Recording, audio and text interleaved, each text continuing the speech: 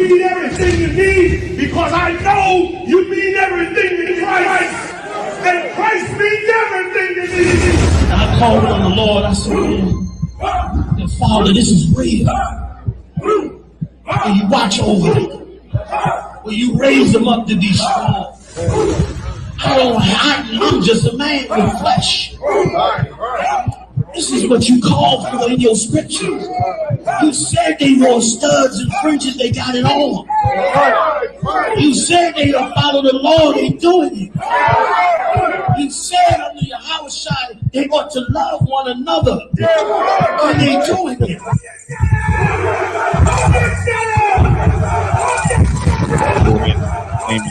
You get credit for being in class. We're going to get started shortly. Both good shot.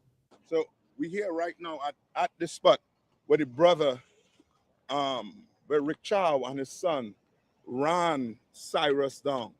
Nakawan gonna run us through where it started and where it ended. All right, come on. Kind of throw out the set. So this is a store where Cyrus was accused of stealing a bottle of water. And they chased him down from this store right here. This is where the chase started at. The boy ran out of his shoes. You understand? And the chase took place all the way down here. If you want to, we can take this little walk down here and see where the memorial, the actual shooting took place. It's like a car coming.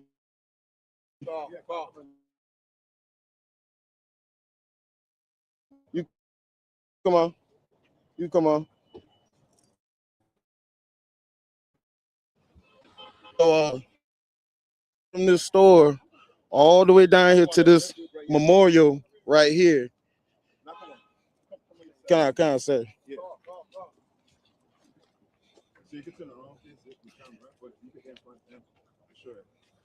And once we get down there, you will see the memorial where they chased him at. He ran well over 100 yards from the store. You know, you would think at that time he done ran this far, you would give up chasing him over a bottle of water. You understand? Plus, which accused him of. He never right. He put all the water back. Right. And when he got down here, he turned around and stopped running because he ran so far. He turned around and put his hands up, and they still on the live. You understand? That devil been found not guilty. So we still walking, and we ain't get to the spot as yet? Yeah, it's right here. This is the spot right here where the brother was unalive at. So if y'all want to, we can walk over there, look at the memorial, let this car pass. Come on. Let's do quick. Come on. Can I? And as you can see, this is where the brother ran right here, and he had his last moments. And you know, it's a shame that this devil did this, bro. Like this, we didn't ask we didn't ask him to come to the neighborhood and sell gas. He chose to come in our neighborhood and sell gas. And when you come in our neighborhood, all you're doing is unaliving our children. That's right. You understand? So, you know, this way he died at, you know, I'll let you take it from here. And Israel, this is why we're saying we have to be a white man. We have to separate all these other nations. We have to if we lost our kids, we're gonna have this brother 100 or so yard. You understand? With a Moabite, with 2 Chinese men on his back. You understand? Rick Chow? Rick Chow was 80. Rick Chow couldn't run that to get to this young boy. Rick Chow's son did it, it looked like. You understand? And now we're gonna have to mourn our sons. Time for us to stop mourning our sons, man. Like, time for these Chinese stores to go into their community. We should have our own communities, black men. You understand? Or else, you know what I mean, this is gonna be the same. You understand? This is gonna be it. Yeah, we'll talk to her. Come on, let's go talk to grandma. Hey, how you doing, miss? What's your name? Doris. Cyrus Belton. I'm Cyrus' grandma. Cyrus Gamma, sorry for your losses. Your condolences. From Commander Junior Hannah, the leader of the Israelite School and Universal Practical Knowledge, condolences to you and your family. You understand? We feel your pain, and we will not let his name die. You understand? We will not. We will not. All right? And these, we're South Carolina. Come on. Not to Sago.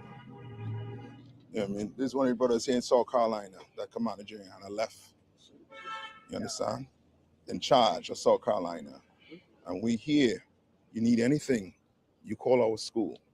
You know what I mean? And we'll see whatever we can do to help, you know what I mean, the family. You know what I mean? We'll see. You know, Commander Juliana is here, send us here because he loves us. I feel your pain. And the mom, I heard the mom speak. I felt the pain of the mom. You know what I mean? That was evil. And America never gave us justice. You are wrong long enough to know that what's your brother name? That got no, not Cyrus. Not Cyrus alone. Not Chow alone. All the black men that lost their lives. Trayvon Martin, Philando Castillo. We'll stay here from now until the rise, calling black men and sisters' name. It's time for you to stop. We can't have others coming into our community and treat like our young men. That's our future. That young man could have grown up to be a doctor, an engineer, but that's what they steal from us. You understand? They steal from us. With these men you seen right here, brothers, Independence Day, to hell with Independence Day. We want justice for our brother, for all our brothers.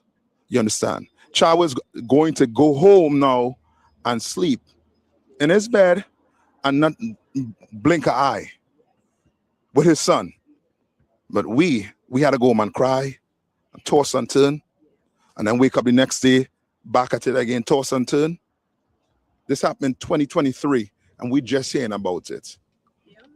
We just hearing about it, meaning it. The mainstream media, they only put negative things about us, right? Now, when it comes to things like these, they wait for a time before they put it out. You understand? But now we hearing about it now, and where all the other nations, with the Palestinians now, right? With the Palestinians, where all the other nations now. When we crying, we had to cry for ourselves. But when they crying, they want us to come join them. Time for all that to stop. Time for all that to stop. South Carolina has been known to be a racist state to black people. Racist. You understand? We went down on the State Mall. We saw all those statues.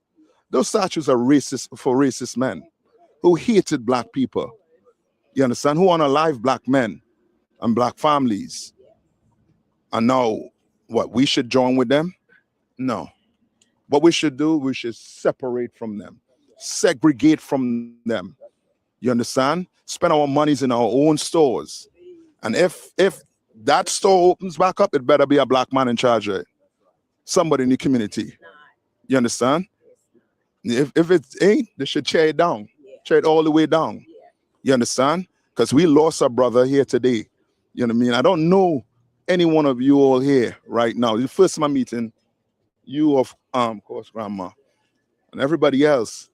But guess what? A man by the name of Commander YAHANNA said this. He don't know you, but because you're black, just like us, you mean something. And Cyrus means something to us. That's why we're here today. And we appreciate you taking the time out to speak to us. We'd love to speak to the mom, the family, and if we could, you know what I mean, just let her know. We'll love to. They have so many engaged. Yeah, I know. So, tomorrow mm-hmm. At my church, Bethlehem on North Main, Mm-hmm. East Smith Street, Yes. at 12 o'clock. Yo, be They're there. doing a memorial for What? Cyrus. Check. Okay. at the You want to sit right here or you want to Okay. If you all sit over want there? to come, you're welcome. Thank you for inviting 12 us, o'clock. miss. 12 o'clock. You Thank got you. the mics? You know what I mean? All right. Bethlehem Should be good. Baptist Church That's right. on Eastman Street. No, it's fine. Yeah. All I right. just want to make sure everybody put a 1 in the chat if y'all can hear me. Put a 1 in the chat if y'all can hear me. Both of y'all put a 1 in the chat. Y'all can hear me clearly. Crazy. Like where was all the cops on them when before all of this? They wait till problems come then to show up. Like the cops, they for sure against us. But we have to make sure that we look out for one another. You understand? You have to. You know what I mean? Their system is based to separate us as a people. The water. You understand? But we're gonna have to come back. That Bible is our constitution. See, these brothers, we live by it. You understand? We read it, we live by it, and we care about one another. You understand? Come, Lahab. Yeah. This is a Mexican Issacharite. This is my brother too. Black and brown. You understand? We're gonna get started. I just want to show everybody You the video real quick. Like what they did to their kids What's also going too. down to Colombia this families weekend is wrong. with our brothers and America is going to pay for it. Chow and his family, Right. they're going to pay for it. That's why America is going to go to war with China. And you don't send your sons to fight in no military. Right. You keep your sons home. We need our sons home to guard our people, to help our people. Let America go fight the wars. Now we're gonna sit back and watch them cry. Mm-hmm. We're gonna watch them cry. Now they're gonna feel the pain we feel when we lose our loved ones. Right. You understand? Don't join it. I don't care what anybody telling you. Do not join American military. America hates us. That's right. We fought in the Civil War. We fought in World War I, World War II. Right. And watch how they treated us. You understand? They unalive this young brother. They murdered this young brother. And we never got justice. That's right. But we'll cry unto the Lord for you, Grandma. What's your name, Grandma, again? Doris. Doris. We're going to cry for Miss Doris. Miss Doris. For his mother. Right. For Cyrus. Right. I mean, we're going to beg and not go left. Nuts. So don't depend on him. And guess what he's waiting on us to do? He's waiting on us to go cheer up that store right there so he can lock us up or unalive us. More of us. Yes, that's what they wait now. You understand? Don't give them that. They are part out there. Yes. We have to segregate, separate from them. Separation. Shop in our stores. Look for black people that have black businesses and give your money to them. That's right. They want our money, then they're going to have to respect us in our community. That's right. Or they get nothing. You understand? We can't go to Chinatown. How many black men you know have a business in Chinatown? None. You know any Chinese stores in the white man community? No. In our stores, taking our money. Well, they better respect us and our sons. Right. Or we'll spend no money in their stores. None. None whatsoever. You sisters do better nails than them Chinese anyhow. Right. You cook better than them Chinese anyhow. Right. You do everything. Yeah. Come. Cap hitting it, man. Cap all over it. I don't know. What else you got to say, Darash?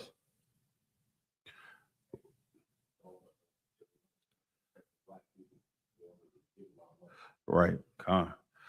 All right. So listen, I didn't go into the rest of the video. I want to get into class just to make sure we tawab. You got everything you need, brother? You got the mic. Right, sis. Sis said, this is so sad. The child, they coming out of the country, using civil rights and have audacity to kill one of our children over water. Con, I want to go into that topic tonight, sis, and talk about the audacity of all the nations and how they view us. And you said something that's heavy. They come in our communities and you know, we spend our money with them. We give the other nations so much, and we get little in return. We get nothing in return. We get the crumbs of his empire in return. And oftentimes our people are left holding the bag with everything that's wrong in this country. We're the scapegoat, if I may. We're the black sheep, we're the redhead stepchild, we're the ones that are stuck holding all the negativity. And yet and still, we climb out of that negativity and we still shine better than everybody else on the face of the earth. Everything about us as Black, Hispanics, Native Indians is a miracle. No matter how hard or how many problems or how many shortcomings you have that you think you're just not enough, I'm here to tell you, according to the Bible, you are the greatest people that's on the face of the earth. You understand? We descend from the greatest nation of people that ever walked the face of the earth. Oftentimes, we don't think about those things or we don't consider those things because of our current situation. But also think about this. A lot of the things that we go through as a people, you know, we have to reflect on those things and do things better, do things different. If we're really sick and tired of the problems that we see in our communities, then we should be definitely fighting to change the culture in our communities. We should be holding the people that they say are in charge accountable for the things they do and what they don't do in our communities. That's why the I.S.U.P.K under Commander Junior YAHANNA, that's why we're in these streets.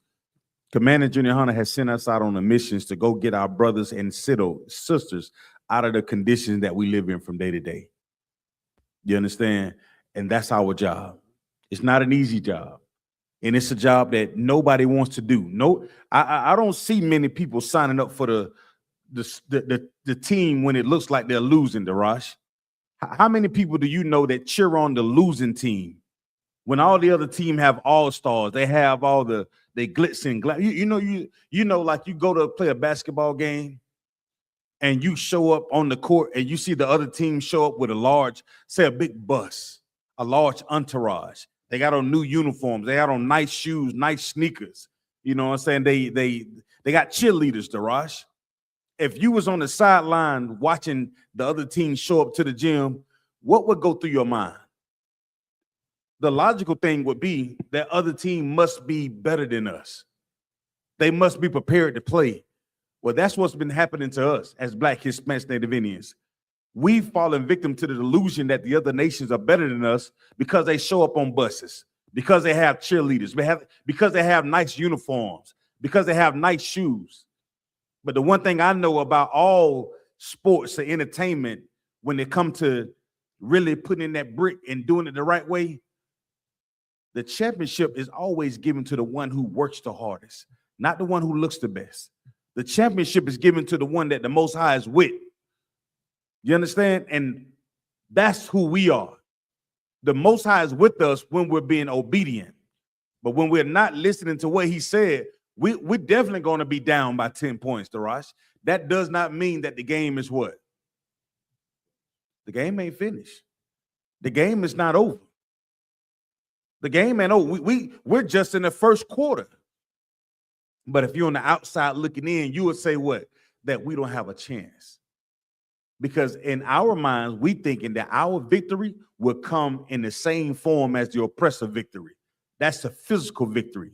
That they walk in with the uniform and the cheerleaders and the nice buses. They got a nice coach, Darash. He got on a 3-piece suit. He got an assistant coach and a athletic coach. They doing stretches. They doing warm-ups we ain't never seen before. But if you come from where I come from, we looking at that, we laughing at you. I can't wait to get you on the court, because when I get you on that court, I know there's nothing you can do with me. There is no coach, no bus, no cheerleaders, no plays that you're going to run that's going to beat me. That's how we got to think. No matter what we're facing in this empire, you got to know that the Most High is on your side. You got a coach that has never lost a game. They don't know that, Darash, because they don't open up this book and realize that our coach is the Most High power, and he's on our team and not theirs. You understand? See, they open up the book and the only thing they thinking about is white Jesus. And in their mind, there's no way that we can defeat white Jesus. But when you open up the book, you see who Christ really was. He was a black man from the tribe of Judah. You really understand who was his GM, who was the owner of the team. A lot of times you don't get a chance to know that. But we open up the book, we know who the owner of our team is. We know who made the contract. Oh, our forefathers laid down the covenant for us to win the game. We just got to step on the floor. That's all we got to do. And right now, we're learning how to step on the floor, man. I ain't want to get all the way into it. Salakia, I just, you know what I'm saying, warm. Make sure the mic work, Darash, you good? You good? I got you. I get you. All right, so with that being said, shalom. Yahweh Shemi al-Shah Barakatham to the Akim, the brothers. Shalom, Yahweh Shema al-Atham Shemi al-Shah to the sisters. I'm preaching officer of 5,000. Zion Ya'ala coming out of Fayetteville, North Carolina. And we're going to be teaching the history class tonight. All over the nation of Israel, all throughout the United States of America. We'll be teaching classes tonight that go into history and talk about the history of Israel. A lot of times you sit down in Christian churches, you never really understand who the main characters are in the Bible. You understand? You learn some, like the quote unquote things that the seminary schools want the preachers to preach on, but they don't know this scripture. They don't know this Bible the way we know the Bible. So we're gonna go into it tonight, man. We're gonna get, Lord willing, through the Spirit of Most High in Christ, I'll be able to teach this class tonight. And that's where we at. In 2026, there's nothing more important, nothing more imperative than us waking up to the truth of the Bible. And what is the truth? The truth is the so-called Black, Hispanic, and Native Indian are the lost children of the Lord. You understand? We belong to the 12 tribes of the nation of Israel. If you tuning into the class, this is your first time tuning into class, I want to say shalom, welcome, you know what I'm saying? Peace, you know what I'm saying? Check it into the class. And if you have any questions about what we go into tonight, please put it in the chat. I'll try to answer it. If I can't, you know what I'm saying, we'll be able to get to them later. And I'll do my research. I'll reach out to the men above me, and I'm sure I have an answer for you by the next class, all right? So we're going to get into it tonight. I want to go into a little something that came across my mind while we was down in Columbia, South Carolina. And I want to talk about persecution, judgment, and deliverance. Persecution, judgment, and deliverance. Oftentimes we're persecuted all over this land. Oftentimes we're judged all over this earth. But nobody really talk about the deliverance is going to happen under the Most High power. We stuck thinking like, is this all we get, Darash? This the only thing that we got to offer. This the only thing that we get as Black, Hispanics, Native Indians. That's it. And if you have that type of mindset, we're already defeated. We're already in our mind with our team. If you get discouraged because you see the big buses and the cheerleaders and the nice uniform and the shoes, if you lose this game mentally, it's going to be hard for you to fight. You come into this school, you put on the strength of the Lord, and you understand that we don't have any fear. You understand that you can look in the face of adversity and know that the Most High is with you. Can't be intimidated. And if you're not living in fear, then you can begin to fight. But if you're stuck in fear, you won't fight. You won't know how to fight. And that's why the system is designed to be oppressive. That's why these oppressors, these other nations consistently persecute us. I want to start in the book of Deuteronomy, chapter 28, verse 64, Darash. Deuteronomy.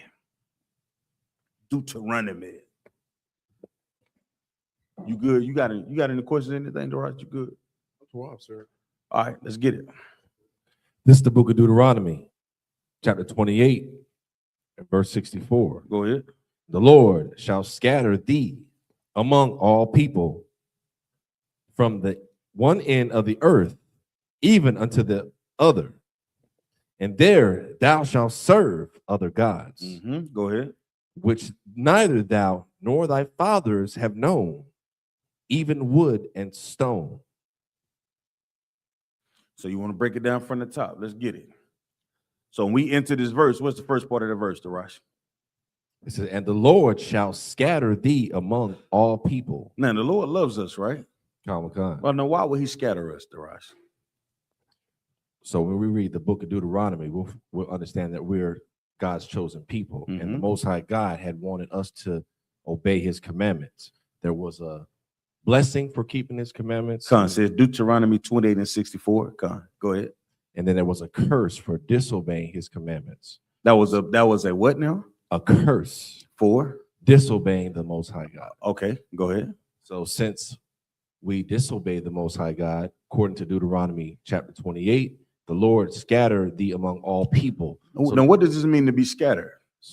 So he's scattering us, meaning there's different, the 12 tribes of Israel would consist of the blacks, Hispanics, and Native Americans who were scattered among all different nations of people, our enemies, which would be the Asians, the so-called oppressor, the white man, the African, and all other nations of people. Go ahead. We were scattered all over the earth. Go ahead. So the Lord scattered our people among all the other nations of people I just mentioned, from one end of the earth even until the other. Now, what does this also let you know? That we wasn't together. Like all the other nations aren't part of the nation of Israel. Like they tell us in the church, like they tell us everywhere. They tell us that we're all one nation under God, indivisible, with and what they say? With liberty and justice for all. Now we say we see that it's a lie because we don't get the justice at all, Darash. We don't even get considered to even obtain anything in your favor outside of sweat equity, right? So this also lets you know that guess what? The idea of us all being together was never a thing according to the Bible and the Most High, right? So we were scattered amongst the other nations. Nations mean another word just for different families of the earth, right? Come on. From the one end of the earth. From one end of the earth, come on. Even unto the other. Even unto the other. So this means everywhere. We're everywhere. As black history, as the Lord, 12 tribes of the nation of Israel, we are everywhere. Like the first thing I learned and coming into this school, I thought, in my simple ass mind, I thought, we was only on, in the Americas. No, as much as they teach us history, Daraj, but you start learning about South America, North America. What are we talking about? When I say all over the world, I mean everywhere. England, right? Poland, like we're everywhere. We are everywhere. But even us being everywhere in other nations does not make us what? Those people. Even though our people may be scattered in Africa, just because you live in the land does not make you them people. You understand? Yeah, it don't make you an African. If you was born in the ocean, does that make you a fish? That's what I'm saying. Even if you lived in Australia, if you lived in the down under, in the outback, does that make you a damn Australian? We've been scattered. And if you do the history, you'll see that we was in Brazil. We was in Puerto Rico, DR, Haiti, all the other nations, we scattered amongst all of them. But just because we live on the land does not make us those people. That's one of the first lessons that you learn when you come through the school, right? So the Lord scattered us among all the other families in the earth. Go ahead. And there thou shalt serve. And you shall what? And there thou shalt serve. Go ahead. Other gods. We shall serve other gods. Now, what is those other gods?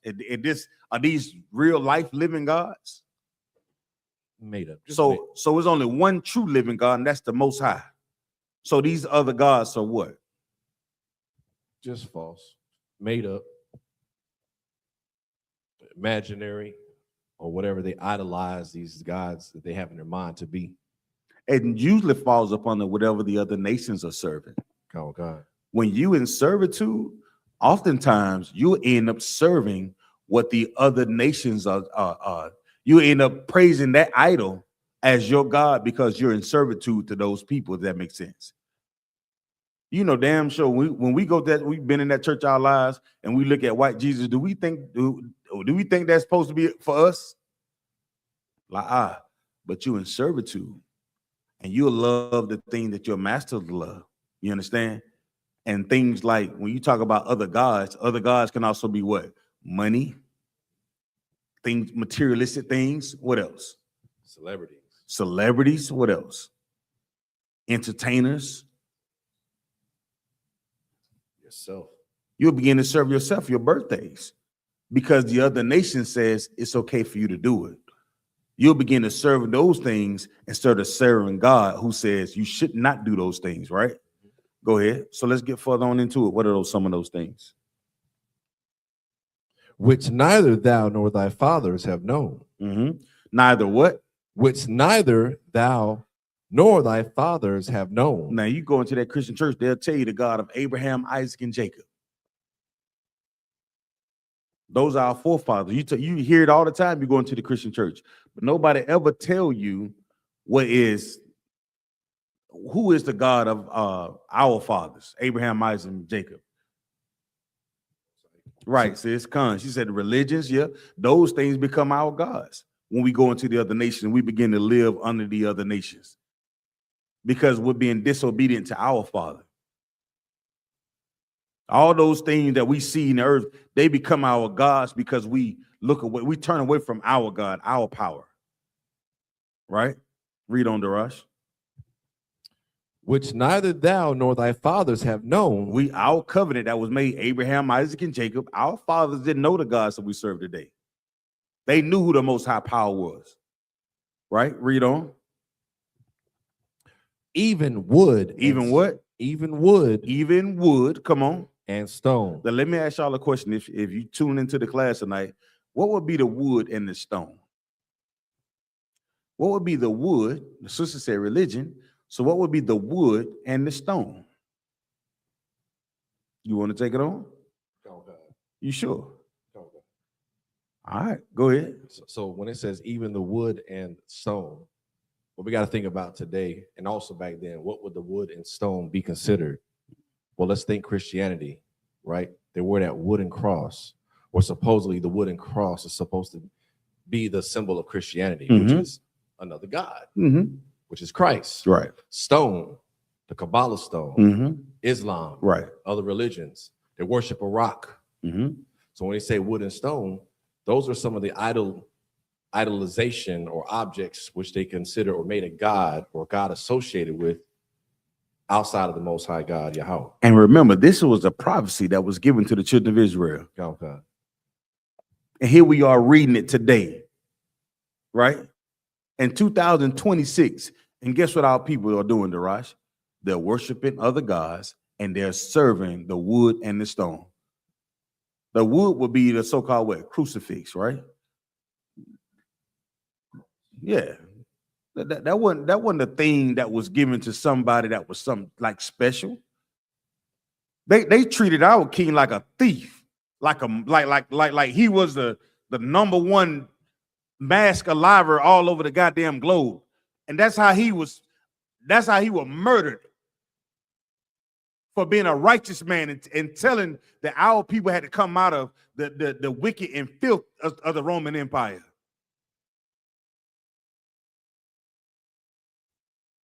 And here we are, we got the nerves to put on damn dashikis and what else?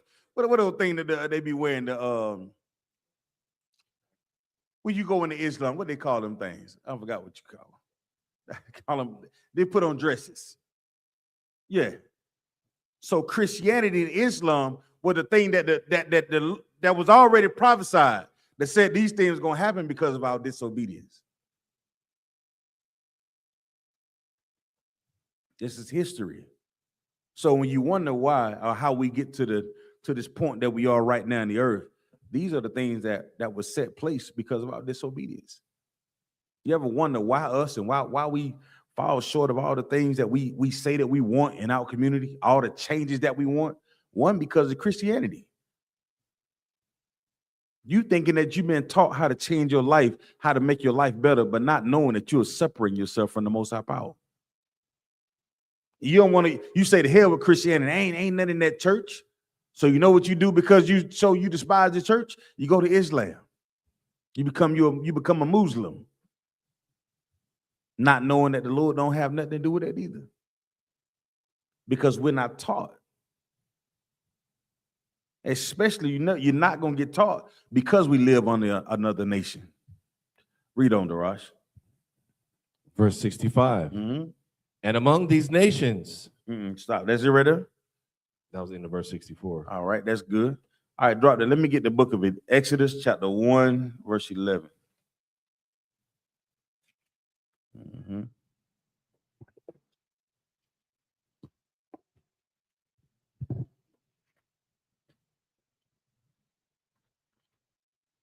Mm-hmm.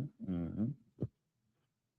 Y'all have any questions about what we just went over? You know what I'm saying? You can ask questions and we'll get to it.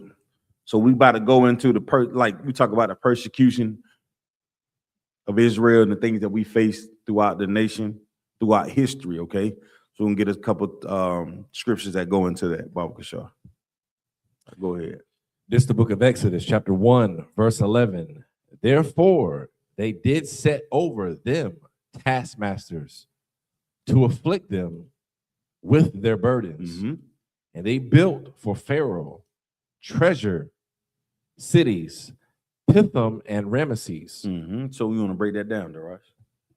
Matter of fact, keep reading. Keep reading. They want to go back to. We're going to go all the way up to 14. Keep reading. Verse 12. But the more they afflicted them, the more they multiplied and grew. Mm-hmm. And they were grieved because of the children of Israel. Go ahead. Verse 13. And the Egyptians made the children of Israel to serve with rigor. Mm-hmm. Verse 14. And they made their lives bitter with hard bondage in mortar and in brick, and in all manner of service in the field.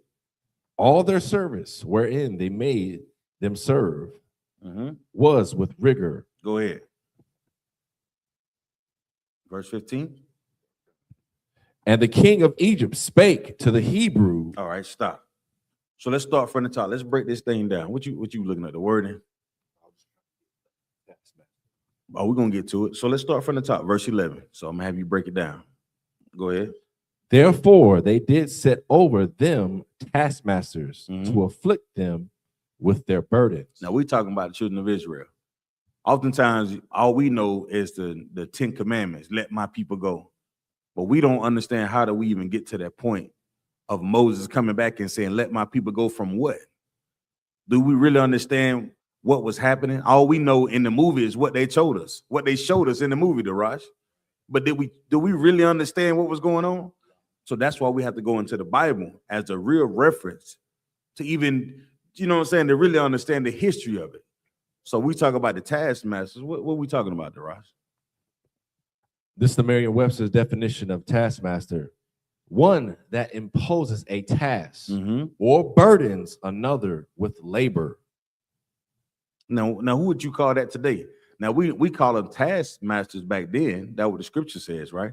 So what you call them today?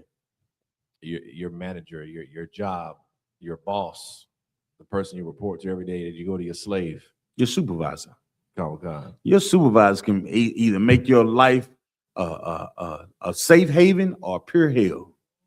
You understand what I'm saying? But in that supervisor, and according to this, our supervisors, our taskmaster was our own people. And guess what they did? They did what in the scripture? What did the scripture say? They did what? They did set over them taskmasters. To do what? To afflict them with their burdens. How do you afflict somebody with their burdens? What does it mean to afflict someone with their burdens? What does that mean? Y'all in the class tonight, y'all use your fingers. What does it mean to afflict someone with your burdens? Baba Kashar. Come on. What you got? This is the Merriam-Webster's definition of afflict. To cause pain. To do what? To cause pain. To show love. To cause pain. No, to make your life easy. To cause pain. So you can get that white picket fence in the dog that you always wanted in your life. To cause pain. Go ahead. Or suffering to distress so severely as to cause persistent suffering or anguish. Now, it may not sound like it may not be one of these things that you go through, right? I create difficulty, damn right.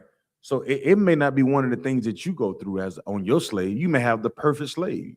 You may have the perfect taskmaster that gives you everything and let you have the all the days that you want off. But this is talking about us as a what, Darash?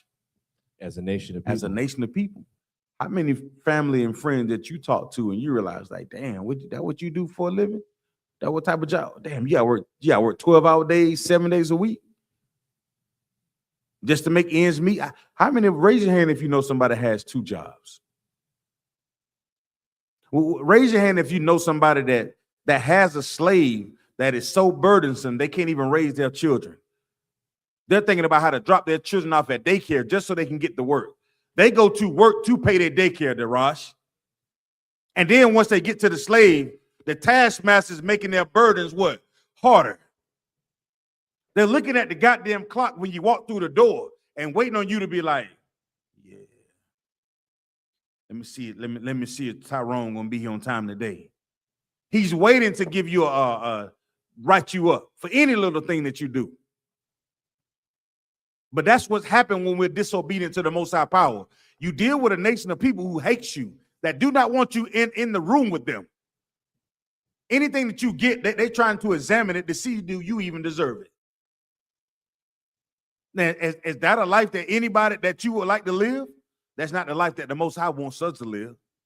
But yet and still, we sit around and think that because we have a nice job, or we shoot a basketball through a rim, or we run a football, or we some type of nurse or a doctor, we forget about the people that's in our nation who do not have what we have. That's why we have to go out and teach them. Don't forget about your people. See, you think that you made it and you move out there with the Chinaman and the white man, you don't have to deal with the problems that the everyday nigga got to deal with. Newsflash. We are all one nation. There is no escaping this thing. Because if you look down on us, who you're really looking down is on yourself. And that's the problem. That's a huge problem. That's why it's so easy to make our burdens even harder. Read on. To afflict them with their burdens. Go ahead. And they built for Pharaoh treasure cities. They built what? And they built for Pharaoh treasure cities. Didn't we do that? Who built Washington D.C., Darash?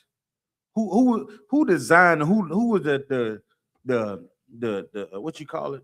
The engineer, or who had the diagram or the blueprint to lay out D.C., Washington D.C.? Do you know?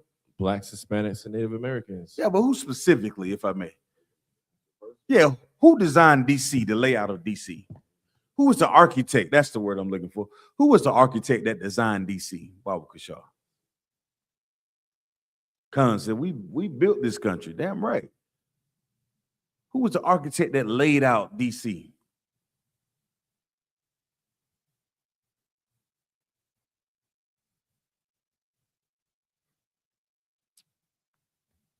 This is history class. It's the only reason why I'm asking you. Other than that, I would just tell you. So these are going to be key things that you can teach whenever you go out and teach our people how important they are. What you got? I'm gonna hook this Siri up.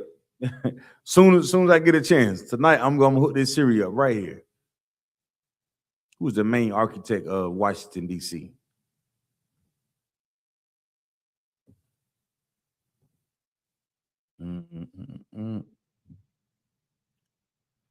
Y'all can answer the question if you have if you're able to Google it at home. Who is the main architect of DC? What did it say?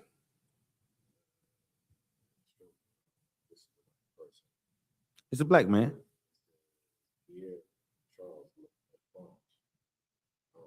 That ain't who I'm looking for. Oh, you can say who the black architect. I mean, it should pop up unless they just don't want you to have the answer. Yeah.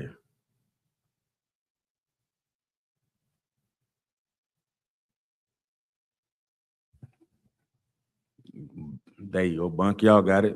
What you got, Daraj? this is what AI says. Did it say Benjamin Banneker? Oh God. All right, all right. So read it. Read what you got. So this lets you know when you talk about DC, Benjamin Banneker was a black, so-called black man, right? When they say we're not nothing, right? When they say we're just a bunch of monkeys or basketball players and yada yada yada, we don't understand how much we really giving over to the other nations, man. Read what you got. I want to read what AI says because it's beneficial to how it kind of doesn't want to give our people credit for some of the things Sure. that goes into it. So I want to kind of Please come on, share it with the So people. it says Washington, D.C. features multiple celebrated Black architects and historical figures who shaped the city's design and urban landscape. No single individual was the Black architect of Washington, but key figures made major contributions. I'm sure. Benjamin Banneker. Benjamin who? Benjamin Banneker. And anytime you read any type of ingredients on anything, and that's the first name, the first ingredient on the box, what does that mean? You ever heard this before? It's probably one of the major. It's the major ingredient in the box. So here it is, Benjamin Banneker, right? Go ahead. A self-taught African American. The what? A self-taught African American. No, he went to the Duke. A self-taught African American. Maybe Yale. A self-taught African American. Maybe Cambridge. Ain't what they say? I went to Cambridge. I was in the Navy yard. Huh? A self-taught. That's who we are. So when we talk about showing up to the game, you should show up in the game already ready to play ball because you already got it in you. We already have it in us. Read on, Daraj. A self-taught African American mathematician, astronomer, and surveyor. He played a crucial role in the early development of Washington, D.C. Stop. That's enough. What did Scripture say? We built who? What did Scripture say? And they built. And they did what? And they built. And they what? And they built. And Benjamin Banneker did what? Built for Pharaoh treasure cities. Yes, that's us. So the same skills that we have now that they give us no credit for, we was doing the same thing then for Pharaoh. That's persecution that we've dealt with because of our disobedience. Instead of us building our cities, our neighborhoods to be strong, our taskmasters and the affliction that is placed on our head, we're forced to build another nation city. We're forced to build everybody else up except for our neighborhoods. And that's why they make mockery about it. Man, what's going on in the Black community? Why y'all ain't got nothing? Because we spend all our goddamn time being afflicted by the oppressors and the heathens to build their cities, Daraj, not our communities. That's the game. It's psychological warfare when they make us look down on what we have. And we're the ones that are building their things up to make them great. You look down on our Hispanic brothers, our Latino brothers, our Haitian brothers. They come here and build things with hands, Daraj. No special tools. Bubblegum and tape, nigga, build a house, huh?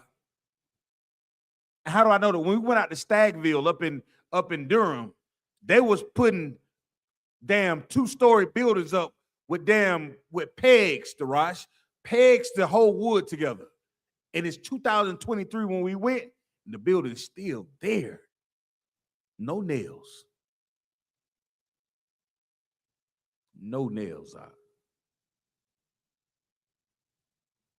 We're forced to build Pharaoh his treasure cities. We're forced to build Donald Trump his treasure cities. We're forced to build all these oppressors that treasure cities.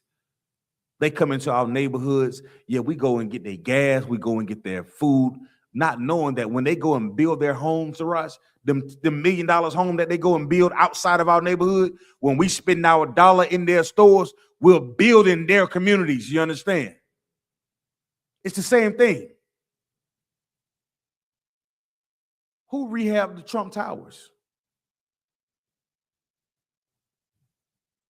Go look it up.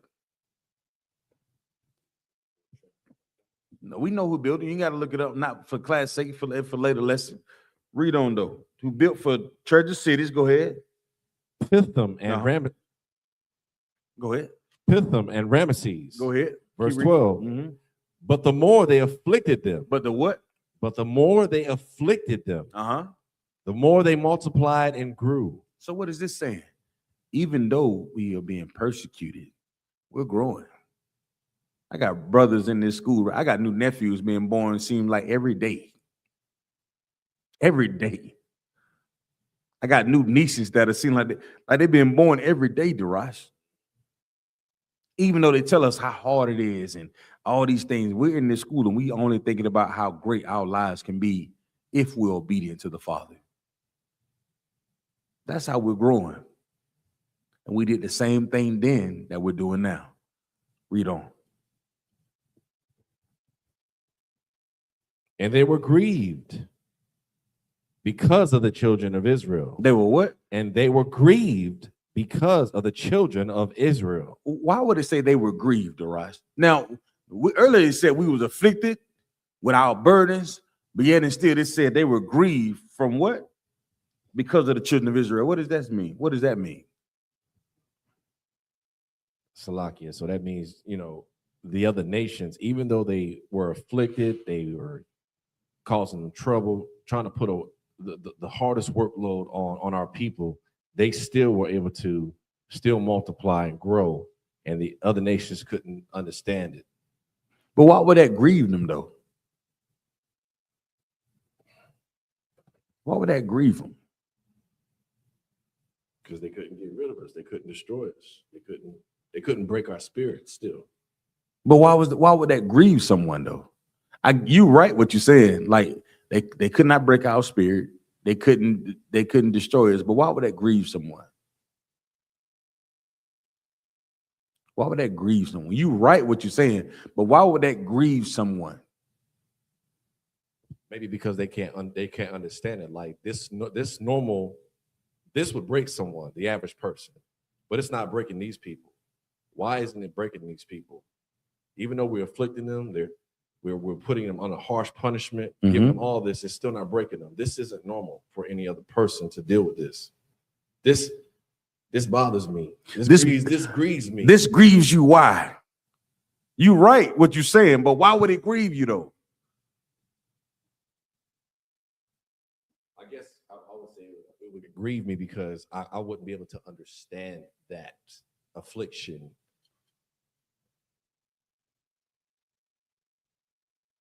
If I was Pharaoh, that's why he was grieved. Read the comment. Wait, can you see that from there? They said they worried what? Worried we will become mightier than them. Yeah. What you saying was right. But you know how much effort that they will put in so we never wake up to this true fact? I wish they would just go away. How many more rap songs do we have to get them for them to continue to unalive themselves? How many more guns do we need to drop off in the neighborhood so they continue to hurt themselves? How much more gentrification do I have to spend to destroy them? They're not going anywhere. I'm God, damn, you showed up work again? You ever seen them? What's that movie? You Ain't Quit Yet? What's the movie with Will Smith and his son? What's that movie with Will Smith and his son? He kept running. Yeah, he was trying to sell something, I guess computers or something. And they was amazed, like, damn, he did all that. He just finished the test and blah, blah, blah, blah. I forgot the name of that damn movie. Oh, man. I can't. The Pursuit of Happiness. That's us. In this empire, the oppressor throws all type of curveballs and screwballs at you. We still figure it out. And not only when I say we figured out, I'm talking about that we still walk around and call ourselves Yashar Allah. Darash, you still want to be a righteous brother. Nigga, I got, they done put smoke shops all in your neighborhood, right around the corner. They got nice, bright lights. Matter of fact, we made it legal for you to smoke now. You understand? They have all type of murder stations. I call them murder stations. Planned Parenthood on our side of town. But yet and still, our people are still riding by those and making a decision to have their children out in this school. We're making a decision to be righteous and serve the Lord when we're seen by everybody else as being on the losing team. You showing up to class tonight, you logging in the class, you could be doing anything else. The oppressor would prefer you to be doing anything with your life. You understand what I'm saying? He don't want you to wake up to this truth. That's why the scripture says, let us deal wisely with them. Because if not, they're gonna join another nation. They're gonna be more mightier than us, stronger. The oppressor has set all type of traps. Divorce, that's a trap. The education system, that's a trap. The monetary system is a trap. These are all things that we're surrounded by day, but yet and still you show up to class with a Bible lot. Who's doing that on a Monday night when the game is coming on, Darash? Who's doing that when you got resources to do whatever that you want to do with your life? You're a grown ass adult. And here you are saying, sir. Because you understand how important it is to know who you are. To know what you're fighting for. When we read this history, we'll understand what we lost and what we can gain if we're obedient. We understand what we lost through our disobedience. We can understand what we can gain in our obedience. Read on, Darash. It's the book of Exodus, chapter 1, verse. And because you show up to class and you walk into your slave, no matter what it is, you say, you know what? I need to figure out how to get off on Saturdays. You grieve them. When they don't spend all this goddamn money on fireworks and the Christmas party, and you say, I don't celebrate Christmas. Come on. Salaki, sir, or they done brought you breakfast in the morning and all they had was pork, and you say, I don't eat pork. Yeah, and what do they say after that? What are you, Muslim? Yeah. So that grievance that it's talking about is them trying to figure out a way to get you on their side, to get you to see the things that the way that they see it. You ever try to convince somebody or something? Man, the Cleveland Browns better than the Baltimore Ravens. Oh man, and so you get so vexed trying to convince somebody that to see the things that you see. You know what I'm saying? You trying to tell them to see the things that you see. Damn, you get vexed. You gonna understand that? Well, that's what you become, Darash. When we don't want to serve the other gods, we grieve the other nations out. Read on. Verse 13. And the Egyptians made the children of Israel to serve with rigor. With what? With rigor. What does that rigor mean? Rigged. Rigged. You ever like know what it mean? Like the rig, you know what it mean to rig something? We say words like nigger rig, like rig some. What does it say to be the rig? What does it say? Rigor. Come on. What does it mean with rigor? This is the Merriam-Webster's definition of rigor. Mm-hmm. Harsh, inflexibility Mm-hmm. in opinion, temper, or judgment. I want to say that inflexibility, right? You would have thought that young brother Cyrus would have had some type of flexibility. The minute that he opened up his bag and they seen that there wasn't any water in there, Darash, he put the water back. When we deal with these other nations, there is no flexibility, y'all. They don't give us the benefit of the doubt. That's why we have to give each other the benefit of the doubt. That's what we're fighting for. Nobody else is going to do it. You sitting there trying to figure out, well, if you better than this person, or you better than that sister, or you better than that brother. Nobody else is gonna give you no goddamn leeway. You going trying to beg for the oppressor with a smile in your degree or your diploma. He look at you as just another nigga.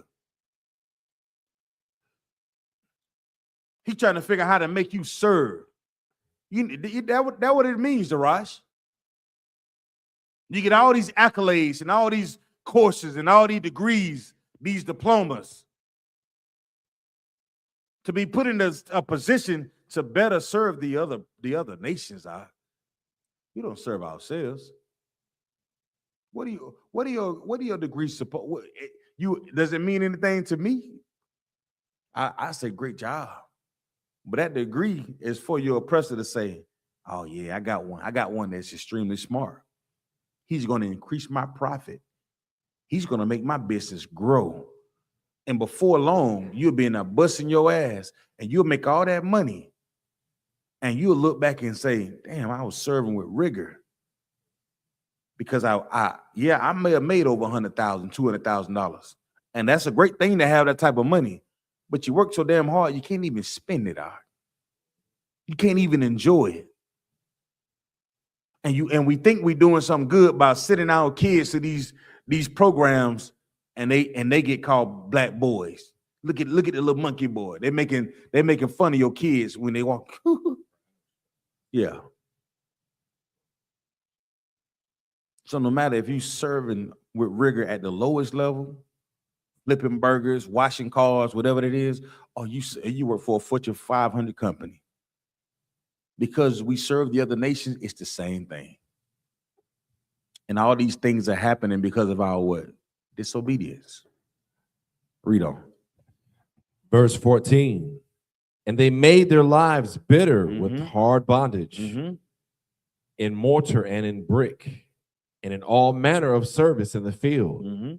All their service, wherein they made them serve, was with rigor. All their what, Darash? All their service. All their service, meaning if you got a Fortune 500 job, go ahead. All their service, if you flip burgers all goddamn day. All your service, when we deal with the other nations, go ahead. Wherein they made them serve. They made us serve. Everything that we did, they make it. Whether you believe it or not, you're serving. And you're serving with what? Read on. Was with rigor. And all this happened because of our what, Darash? Our disobedience to the Most High. Good job. Let me see. Let me go to the book of Exodus chapter 3, verse 7. Start at verse 6. It's the book of Exodus chapter 3, verse 6. Moreover, Hold tight. Is it?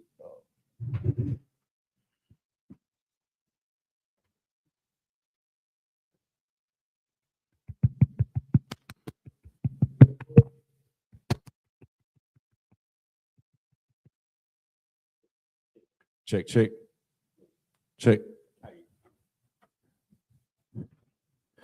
This is the book of Exodus, chapter 3, verse 6. Go ahead. Moreover, he said, I am the God of thy father, the God of Abraham, the God of Isaac, the God of Jacob. Go ahead. And Moses hid his face, for he was afraid to look upon God. Go ahead. Verse 7. The Lord said, I have surely seen the affliction of my people. I have surely seen what? I have surely seen the affliction of my people. Right. So the Most High, no matter what you think you're going through, all the persecution that you think you're going through, I have been through all the cops, all the unfair and the lack of justice that we've received in his empire. Don't think that the Most High is not paying attention.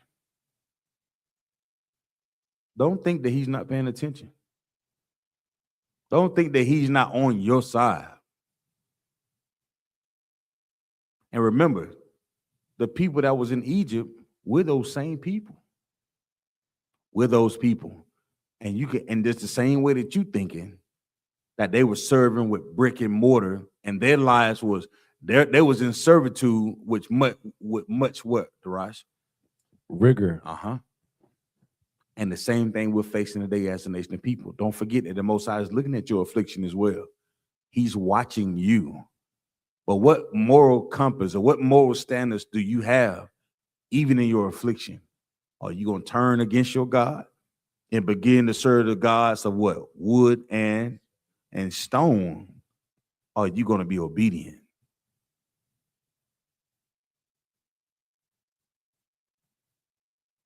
Read on. I have surely seen the affliction of my people. Of who? I have surely seen the affliction of my people. Of my people. My people. That's the thing that we have to get through our mind. We have the only true living God, our power. Our God made a covenant with the Most High. That's why it started off in verse 6 with who? Abraham, Isaac, and Jacob. Our forefathers made a covenant with the Most High power when everybody else was doing the hell that they wanted to do. They were serving the other gods while our forefathers were figuring out how to serve the Lord, man. That's why he say, my people. We're being recognized in the scriptures as being the Lord's chosen people, so-called Black, Hispanics, Native Indians. Read on. Which are in Egypt. Which where? Which are in Egypt. Go ahead. And have heard their cry. Heard what? And have heard their cry. Sandra Bland. And have heard their cry. Tamir Rice. And have heard their cry. Cyrus. And have heard their cry. Come on, man. We talking about the loved ones that are left behind, that are having to deal with the things that we all deal with from day to day.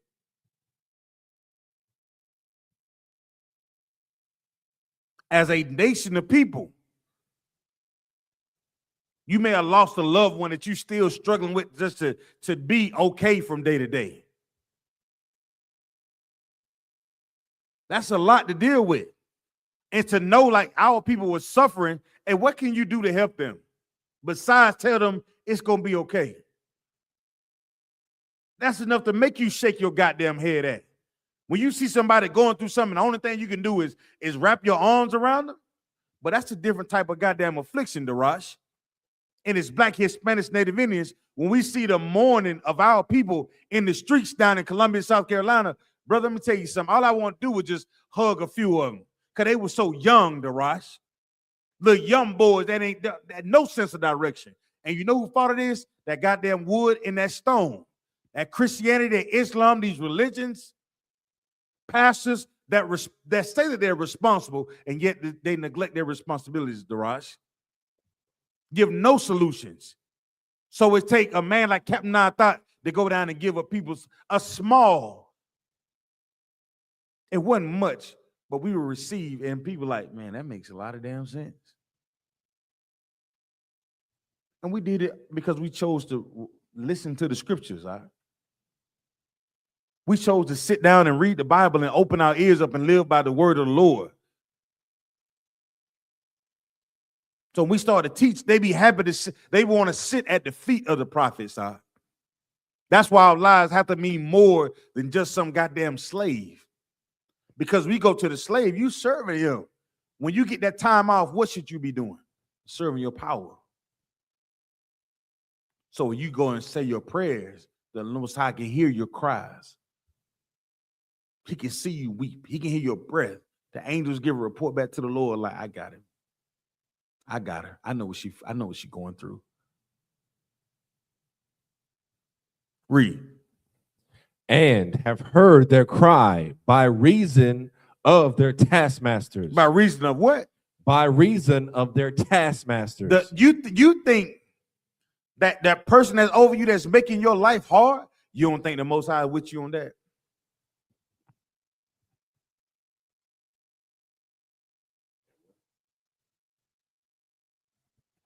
You think you serve the Most High? He don't deserve. Nah, we serve a real, true living power. The problem is, see, the thing that we want the Most High may not give it to you the way you think you should have it.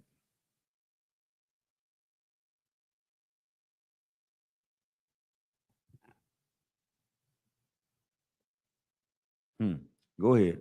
Keep reading. For I know their sorrows. Verse 8. And I am come down to deliver them out of the hand of the Egyptians. Go ahead.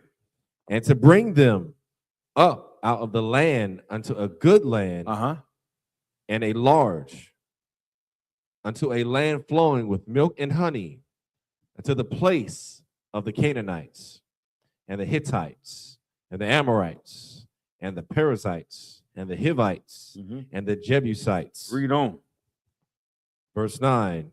Now therefore, behold, the cry of the children of Israel is come unto me. And I have also seen the oppression wherewith the Egyptians oppress them. Yeah. If the Lord was looking at us then, he's looking at us now. The Most High saw our suffering. He saw our suffering. We couldn't fight out of it, Darash. We couldn't shoot no weapons or get no ammo or arrows. How do we have to get up out of that, Darash? What does Scripture say? How were we able to escape? What did the Most High say he was going to do? We had to be what? Obedient. And we had to be obedient to be what? Protected. Delivered. Delivered. Come on. Some things are you gotta have a God and know that he's the one that got you out of it. That's our thing. You say you serve the Lord, you with all the, you with everything that he with. We'll see. We'll see. Let me see if you really about what you say you're about. Or you're just using nice words to convince yourself. Drop that out. Let's go to 2 Kings. We want to talk now. We talked about persecution, right? Let's talk about a little bit of captivity because of our disobedience. We talked about Egypt, right? Let's talk about Babylon. We get 2 Kings 25 and 8. Nope. Take that back. 2 Kings 17 and 6.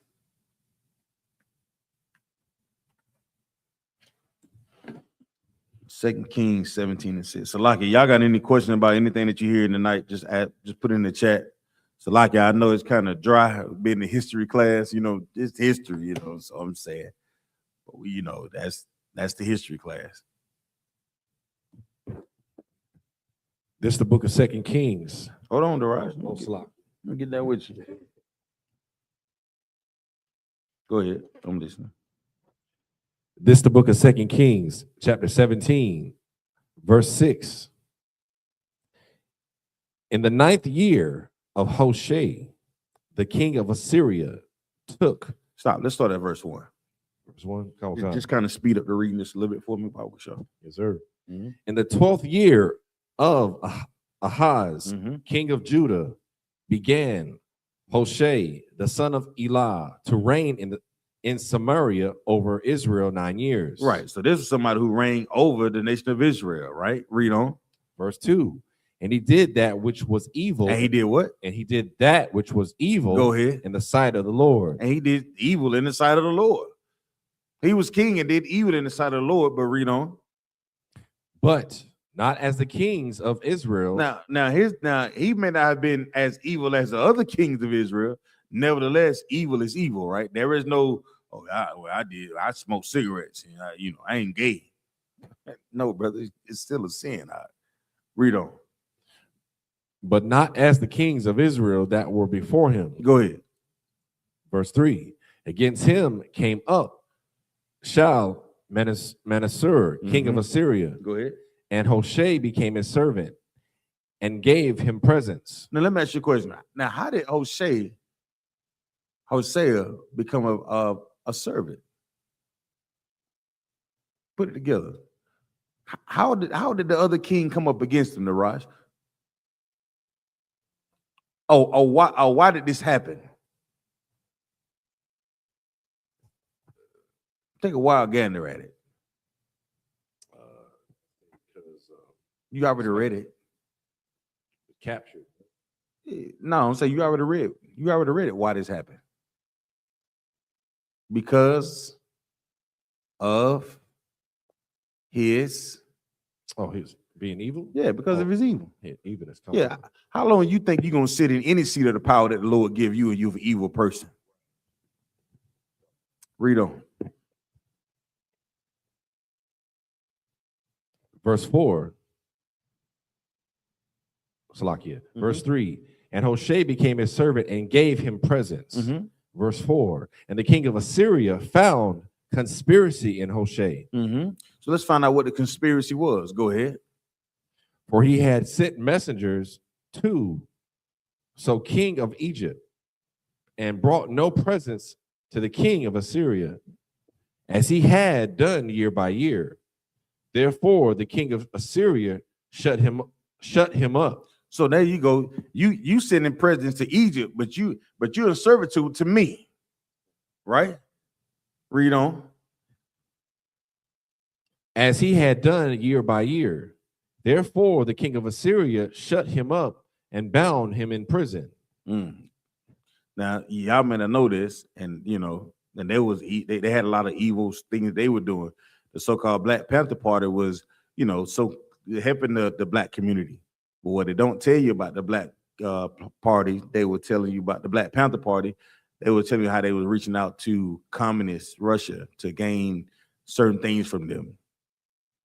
And they didn't know that the U.S., the FBI, and the CIA was tracking every single thing that they was doing. They infiltrated them with drugs, weapons, white girls, white men. And why? They were trying to serve somebody else other than America instead of serving God, man. You got some idiots out there thinking, like, well, I ain't got, I'm a more sign temple than such and such and such and such. That ain't how you gonna get out of this captivity. We got to be delivered out of this captivity, right? These oppressors know what you do behind closed doors. So the best thing you can do is be righteous. You don't want to serve this oppressor, so you go serve another oppressor.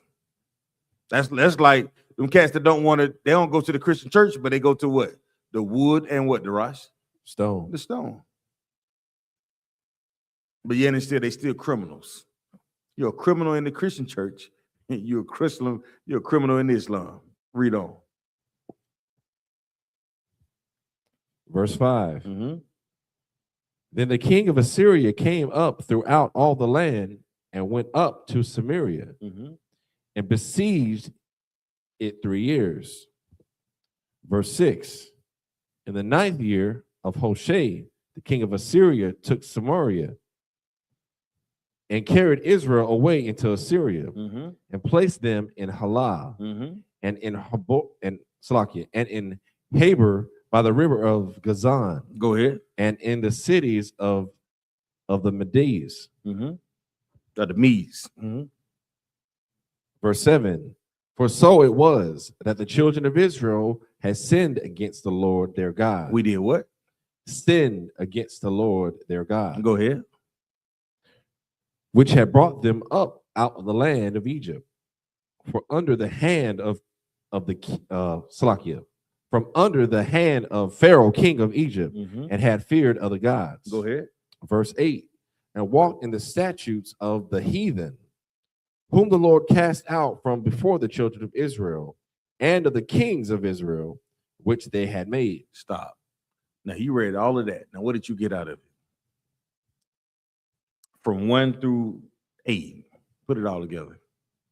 Kawakan. So what I've pretty much gathered is the Most High God had literally brought the children of Israel out of the land of Egypt, brought them out of the captivity that they went, and they continued to still sin against the Most High. And we know that sin is a transgression of God's law. So they continued to be evil in the sight of the Lord. They continued to disobey the Most High God, even after he showed him his power and released them from their current bondage we read about. All right. And they came out of the land of Egypt, right?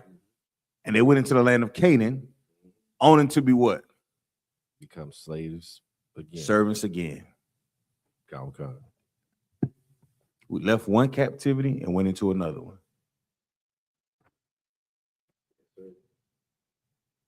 You see why it's important for us to serve the Lord? God. Like, you sure? These are the things that the Christian pastors, when we talk about history, they don't understand these things. They just say that they say, what did they say about the Bible when you start reading books like 2 Kings and Genesis and Deuteronomy? What do they say about that? People say about the Bible? Yeah. They say several things. That book was written by a white man. No. I'm talking about these specific books that I just called out. Oh, just those specific books? 2 Kings, Deuteronomy. No, not those particular books, but I'm saying those for a reason. Deuteronomy, Exodus, Genesis. What do people say about it? Yeah. That happened a long time ago. Or they say that's in the what? That's the Old Testament. But the rules still apply. What is the rule? The Lord's laws, statutes, and commandments have never went away. And it's important that we be what? Obedient to the Most High. Yeah, you're right. They say that's the Old Testament, but the rules still apply. Because our God is still the same God of Abraham, Isaac, and Jacob that made the covenant for the children. But if we don't understand this history of how important it is, then we won't understand what Christ was fighting for. Because what did our king have to read to really understand the importance of going to wake up our people or wake up his people? That's what Scripture say. For he shall save what, Daraj? His people. Because he read the same thing that we reading. That's why we said we go out in the spirit of Christ and trying to wake up our people. So we go through the history class, which some people don't like the history class. It's kind of dry. It's kind of, I know it. Salakia, you know what I'm saying? It's, But if you get anything out of these classes, especially tonight, it's about showing the persecution of God's chosen people. It's about when we're not being obedient, how we end up in certain captivities. How the Most High brings us out of one captivity. We do good for a little while, and then we do what? We go right back into it, Daraj. Let me get the book in 2nd Esdras, going right into it. Chapter 13, verse 40. You're going to say the same thing. 2nd Esdras, chapter 13, verse 40. In your Apocrypha.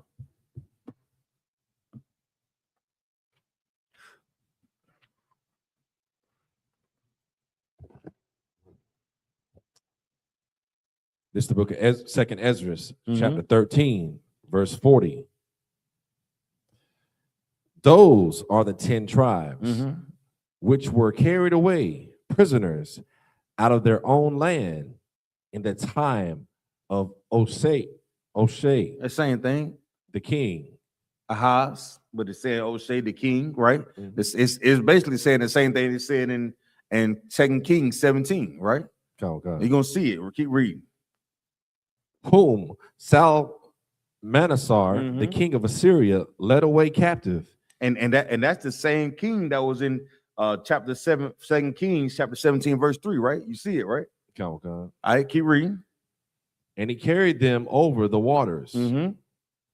And so came they into another land. Verse 41. But they took his counsel among themselves. They did what? But they took his counsel among themselves. They took this counsel, go ahead. That they would leave the multitude of the heathen and go forth into a further country where never mankind dwelt. Read on. Watch this. Verse 42. That they might there keep their statutes, which they never kept in their own land. Go ahead. and they entered into Euphrates by the narrow passages of the river. Go ahead. Verse 44. Stop. Now, last week, I'm only going to ask you this because I know you study it. So we talk about the 10 tribes. Now, who would this be attributed to? Right. So this passage right here is talking about who? When they said, we're going to get the hell up out of here.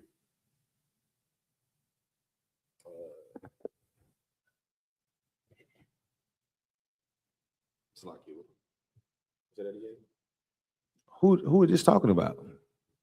The 12 tribes of Israel? It don't say 12 tribes right there. Well, You're right. It's talking about the 12 tribes, but it's talking about who now? This lets you know we were together as a people. Now, when you start reading verse 40, it says what? Those are the 10 tribes. Right. So what is this talking about now? Those specific ones that were carried away prisoners. And they came where? They got up out of there. And what did they come to? A land that no man have known, right? Right. They went to a whole nother land and they dwelt there. And they decided to follow the heathens.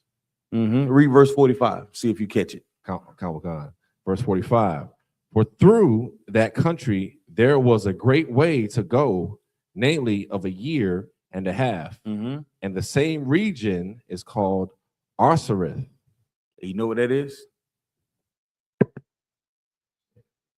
I'm gonna ask you this because these things you have to have in your notes. All right.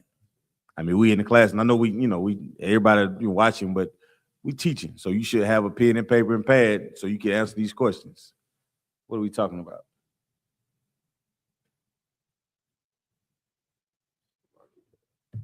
What does it say?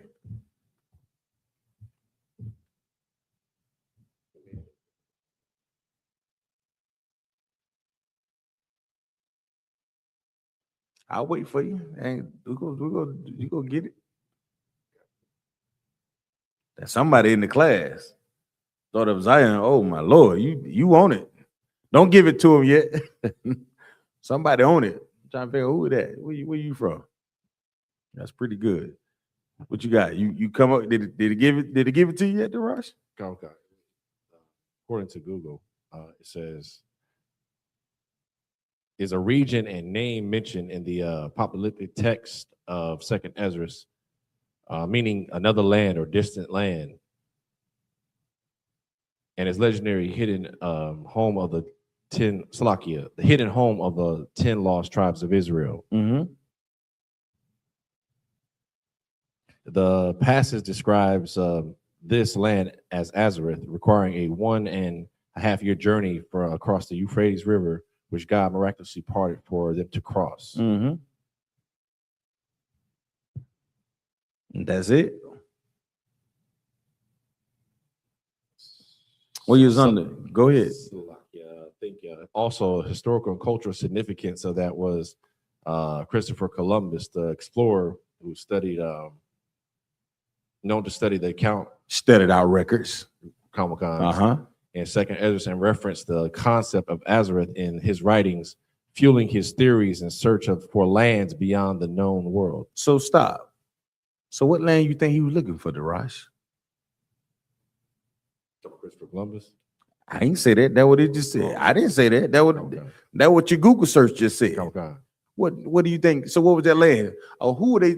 What did they tell us what Christopher Columbus was looking for? He said he sailed the ocean blue to find what? Find the four corners of the earth. The earth was flatter. People. To find who? Or people. Or to find a land, right? Right. And what land did they tell us that he found? Where the natives were? What they call it? Give me a name.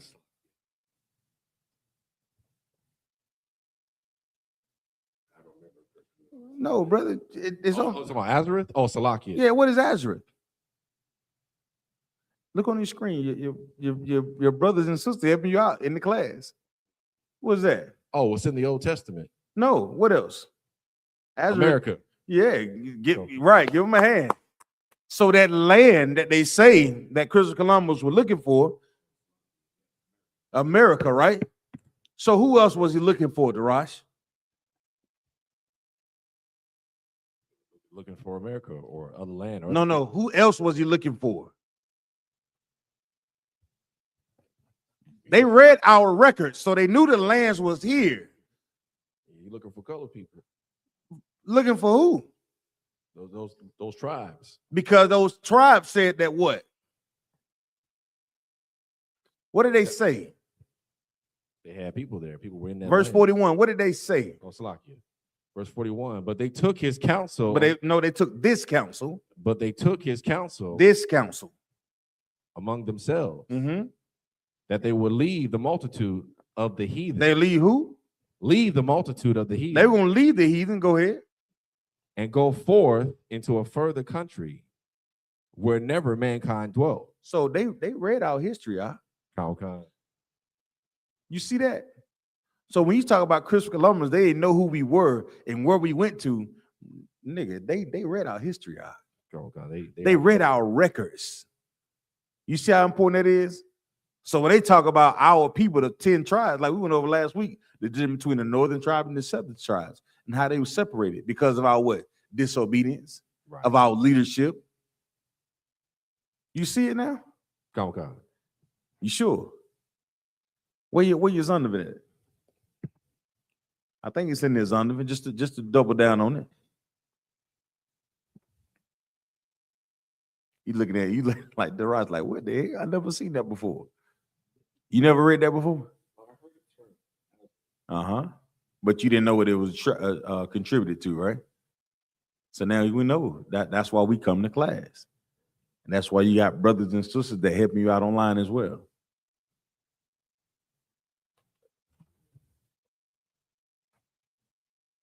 You got it?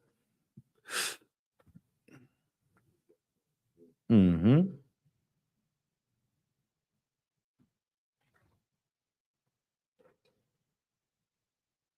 You tore up. Take your time.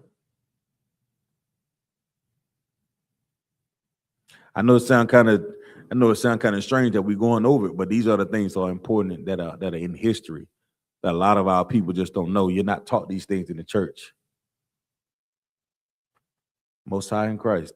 The water for attending the class. Oftentimes the history class kind of slow and it's, but it's a good thing because a lot of times we're not taught this history for us being a nation of people and how we end up in the oppression and the struggles from day to day. You find it?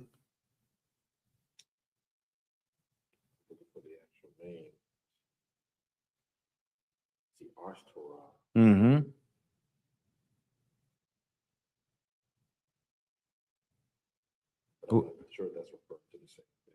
I don't have my big Bible dictionary.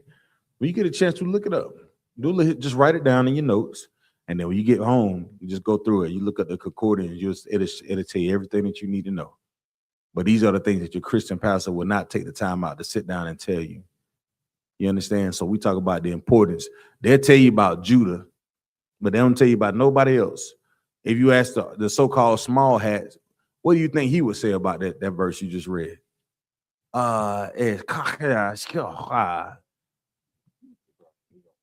He's never going to admit it out. They're never going to admit it, brother. So drop that. So you got a little bit of homework, all right? So next Monday we come back here, we can get to it, all right? So that's to us. So write that in your notes. Let me get the book of 2 Kings 25 and 8. God says the Apocrypha is something that the so-called the books that were taken out by the Roman Catholic Church, and the Apocrypha goes into it's the gap of what happened to us under the Romans. The book of Maccabees, Esdras, man, it gets all the way deep, sis. You know what I'm saying?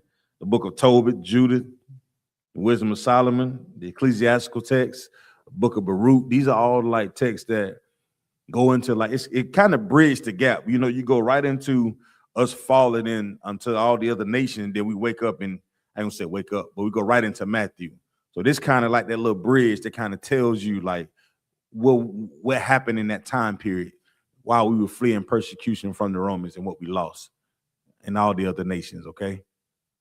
All right, so Daraj, give me the book of sis. It's to what? Once you begin to read that, you'll really understand why we lost the name of being the children of Israel and why we stopped calling ourselves Jews. That was a time period that we were. I think I'm gonna get into some of that tonight. Matter of fact, we got a little bit of time. Let me get a book of 2 Kings. Ooh, yeah, let me get 2 Kings 25 and 8, Daraj. What you found? You found something? I'm still trying. No, you good. Just a little bit of homework. It's okay. We ain't had homework in a long time. It's okay. All right, what you got? This the book of 2 Kings, chapter 25, verse 8. And in the 5th month, on the 7th day of the month, which is the 19th year of King Nebuchadnezzar, king of Babylon, came Nebuzaradan, Adan, captain of the guard, a servant of the king of Babylon, unto Jerusalem. Go ahead. Verse 9, and he burnt the house of the Lord. And they did what? And he burnt the house of the Lord. They burnt the houses of the Lord. Go ahead. And the king's house, and all the houses of Jerusalem, and every great man's house burnt he with fire. Once again, this is another captivity, right? And the same way that they burned our houses back then, the same way they burned Black Wall Street today, Tulsa, Oklahoma, Rosewood, Seneca Village, like all the things that we built. When the other nations show up, you know why do they burn those things, Daraj? Why do other nations burn our stuff? Yeah. To get rid of our history, to get rid of our identity, so they can try to get us not to exist anymore. Yeah.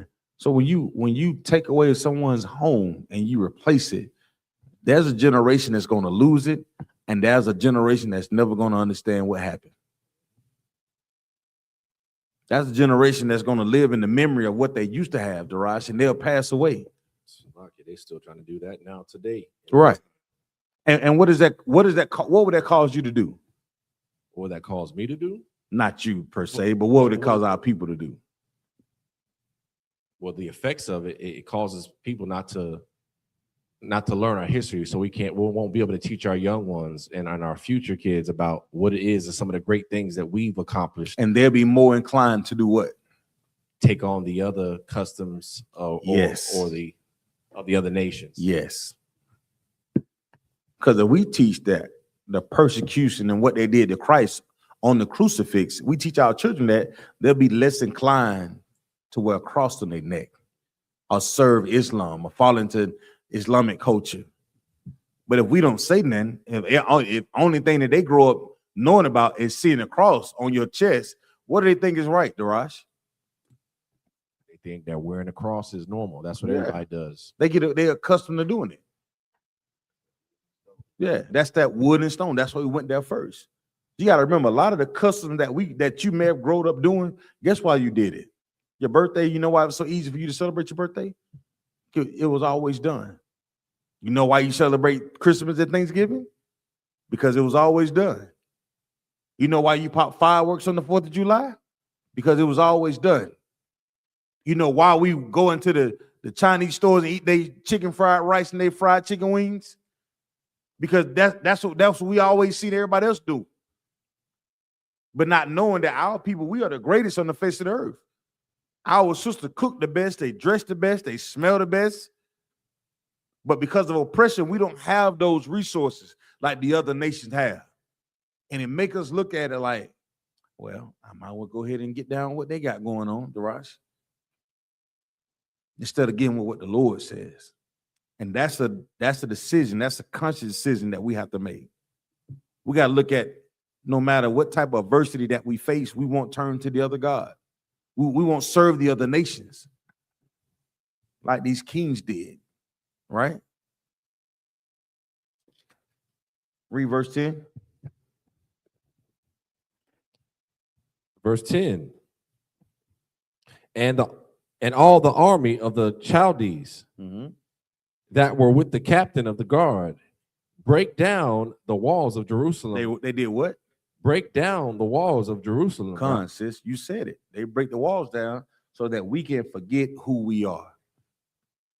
They erase your history. Well, we go into the scriptures tonight just to even talk about Ashereth and what these, and they tell us that Christopher Columbus didn't know what he was looking for. They tell us that Christopher Columbus was looking for what, Darash? Spices. Nah, but he read our records and knew. Like, nah, the mothers, we got Judah, we got Levi and Benjamin.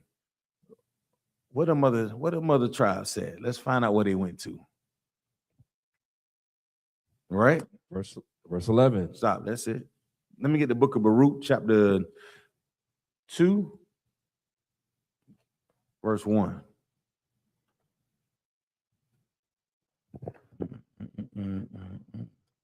This also in the Apocrypha as well. If you have a Bible app, what's the Bible app that we use all the time? Right? I forgot the name of it. You can, yeah, the Blue Bible has the I don't have the Apocrypha in it. Yeah, what's the name of the app? There's an app that has the KJV Bible. Make sure it's a KJV Bible. VA, know what it is? KJVA Bible. Yeah. Apocrypha, okay. If you look it up on your phone, it should. We use the app all the time, but you should be able to. Now, if you got an iPhone, I don't know about an iPhone. You may be in trouble.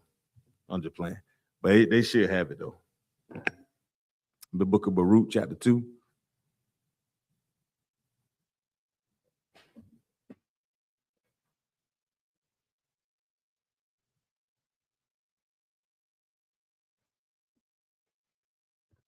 This is the book of Baruch, chapter 2, verse 1. Therefore, the Lord hath made good his word, which he pronounced against us, and against our judges that judged Israel, and against our kings, and against our princes, and against the men of Israel and Judah. Verse 2, to bring upon us great plagues, such as never happened under the whole heaven, as it came to pass in Jerusalem, according to the things that were written in the law of Moses. Then isn't that what we started at, Darash? Come. We started at Deuteronomy 28 and what? See if you remember. 64. Right. And who said this? Did Moses say that? Come. I'm just making sure. Read on. Verse 3, that a man should eat the flesh of his own son and the flesh of his own daughter. That's how down bad we were because of our disobedience. Read on. Moreover, he hath delivered them to be in subjection to all the kingdoms that are round about us, to be as a reproach and desolation among all the people round about, where the Lord had scattered them. Verse 5, thus we were cast down and not exalted, because we have sinned against the Lord our God, and have not been obedient unto his voice. That we have not been what? And have not been obedient unto his voice. So put it all together. Everything you just read in the book of Baruch. So pretty much kind of what we've been talking about. This is kind of going into judgment. So yes, the fact that the Most High God has already, like we said before, he let us out of Egypt, saved us from our oppressors, gave us a chance to be obedient. We turn around and do the same thing again. So here goes our people being punished for the disobedience, and they're receiving the plagues for disobedience. And you said that magic word, which is what? Judgment. Thank you. You see that? God. So it's not a coincidence.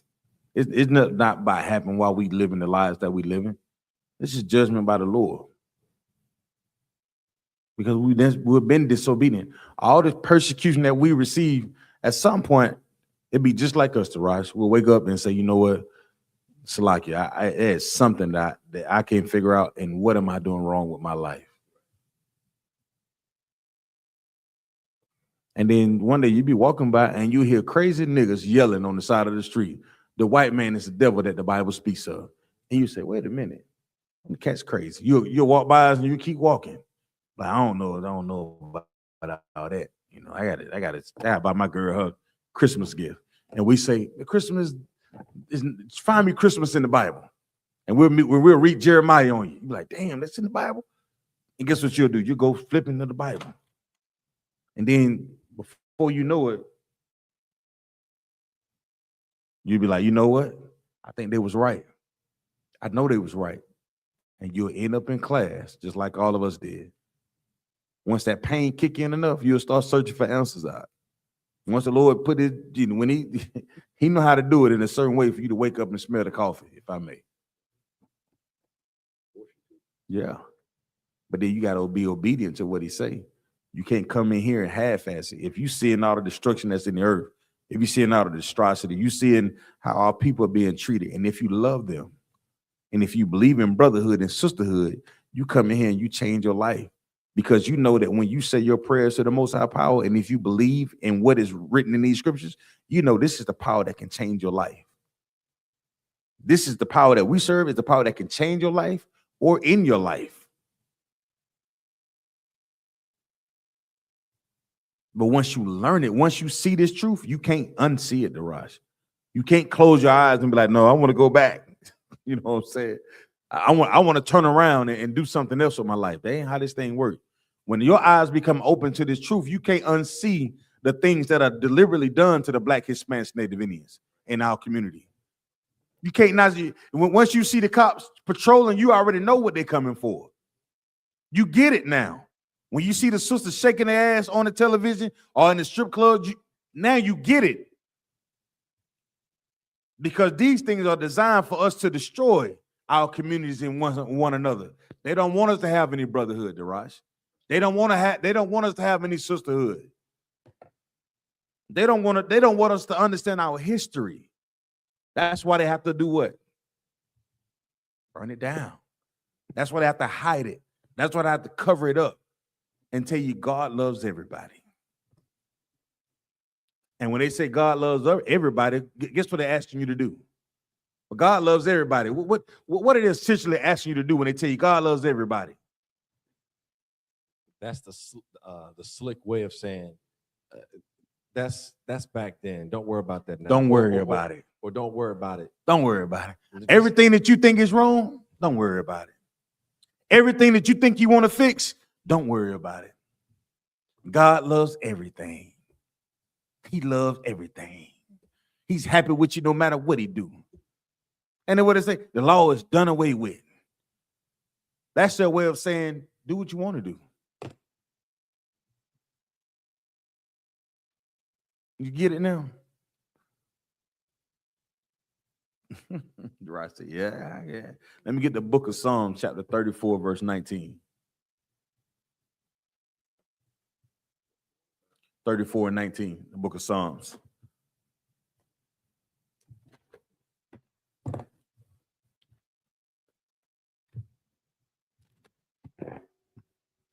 This is the book of Psalms, chapter 34 and verse 19. Mm-hmm. Many are the afflictions of the righteous, but the Lord delivereth him out of them all. The what? Read that again. Read it based on everything that we read tonight. Read it again.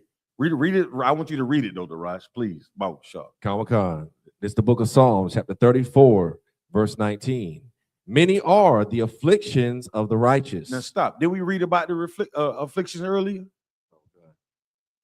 Now just because you know you may be going through something, don't mean that you're bad, like you just unrighteous. You understand? But because the Most High look at us as men, they what? A whole nation. A nation of people. And our people, we was afflicted in what? In Egypt. What about the Assyrians? Did we read about the Assyrian captivity? Then we read about what? The Babylonian captivity. We've been afflicted in all these captivities as a nation of people. Read on. But the Lord delivereth him out of them all. Now, what does this mean? What is the Lord saying here? So even though you're going through all your afflictions, even if you have, as a nation of people, the Lord can deliver you out of it, out of all your afflictions, out of all the pain and suffering that you're going to.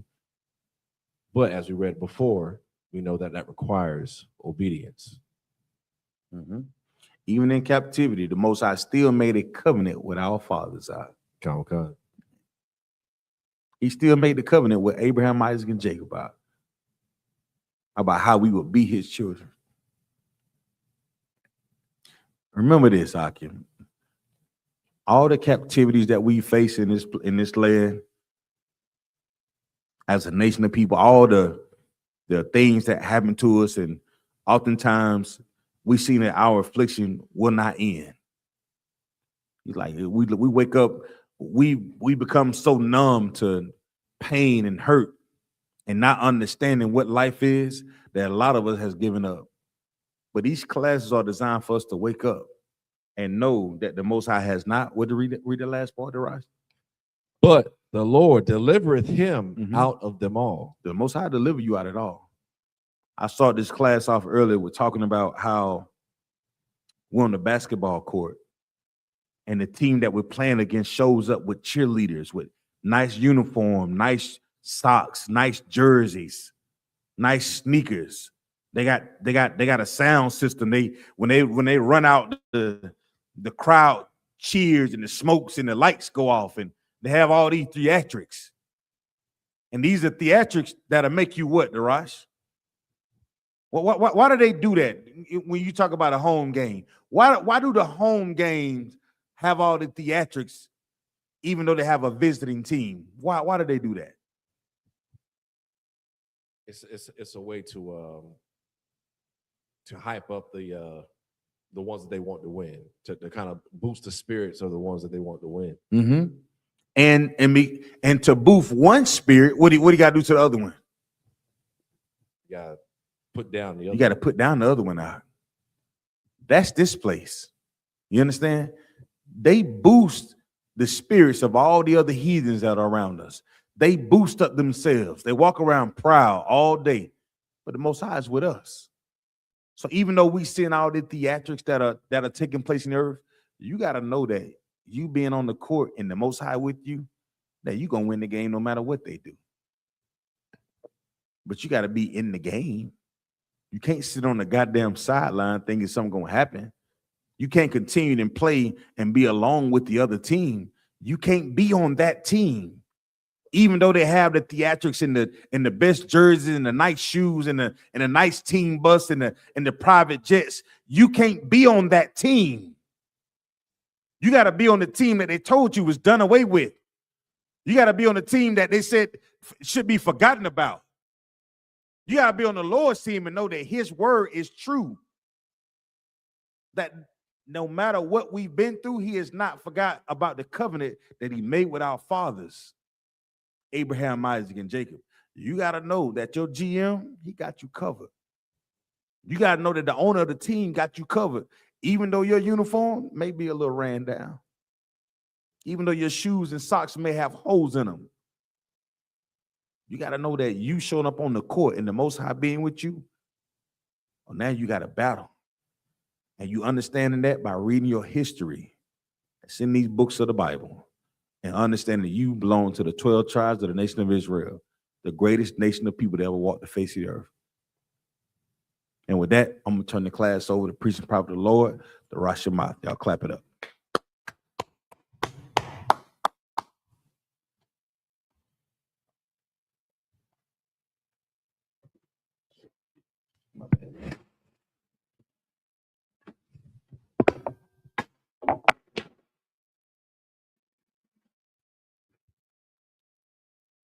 We're the I.S.U.P.K. Started out of 1 West 125th Street, Harlem, New York. Roof a new brother and sister. When a new brother or sister comes to the school, they are off limits for 6 months. They're here. They are to be saluted only. They are here to shed themselves of the world. They need transportation. The teacher will arrange it. After 6 months, if a brother or sister has an interest in a particular person, he or she must get permission from the head to speak to a brother or sister. There's another 6 months in which the brother and sister will court each other. After this 6-month period, the brother and sister will get permission from the head to marry. Tithes, which is a commandment. Numbers chapter 18, verse 21. Malachi chapter 3, verse 8 through 10 means 10th in the Hebrew, ma'ashra. 10% of every penny of any increase the Lord gives you, give to the treasury department or teacher. Priest fund, free will offering for priests, not mandatory, whatsoever amount you would like. upcoming holy convocations. We have the memorial blowing of trumpets, which is the first day of the 7th month, which is Friday, September the 11th. And you can read about that in the book of Leviticus, chapter 23, verses 24 through 25. Also following that is the Day of Atonement, which is the 10th day of the 7th month, which will be on a Sunday, which is September the 20th of this year. You can also read about that in the book of Leviticus, chapter 23, verses 27 through 32. Mm-hmm. If anyone wants to be a trooper in the school, start wearing all boots, shirt, pants, headband, and scarf. With that, amajim.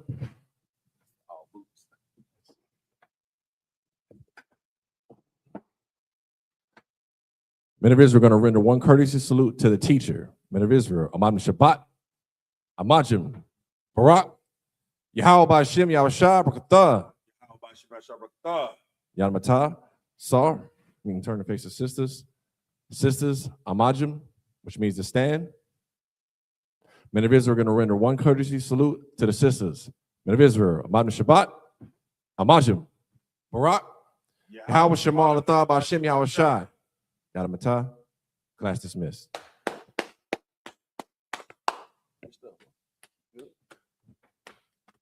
job. Good job. Good job.